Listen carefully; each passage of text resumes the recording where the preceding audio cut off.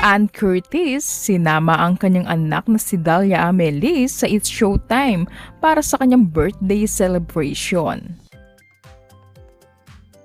Isang masaya at makabuluhang pagdiriwang ang naganap sa noontime show na It's Showtime kung saan espesyal na ipinagdiwang ang kaarawan ni Ann Curtis. Mas naging makulay ang okasyon dahil sinamahan siya ng kanyang anak na si Dalia na unang beses na silayan ng publiko sa telebisyon kahit sandali lamang. Kapansin-pansin si Dalia na mag-isang nakaupo habang tahimik na pinapanood ang kanyang mamian sa entablado. Makikita ang kanyang pagiging mahiyahin at simple, bagay na lalong ikinatuwa ng mga manonood. Kahit sandali lamang siyang nag-hi, agad itong umani ng papuri at positibong reaksyon mula sa netizens.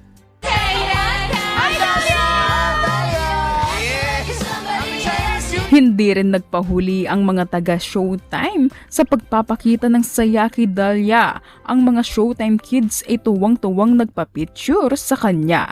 Ramdam ang mainit na pagtanggap ng buong studio sa anak ng aktres na si Ann Curtis. Labis naman ang kasiyahan ni Ann Curtis habang binabati siya at inaawitan ng happy birthday. Mas naging espesyal ang sandali nang sabay silang mag-ina nag-blow ng kandila sa kanyang cake. Kitang-kita ang saya sa mukha ni Ann Curtis habang kasama niya ang kanyang anak na si Dalia sa isang napaka-importanteng araw ng kanyang buhay.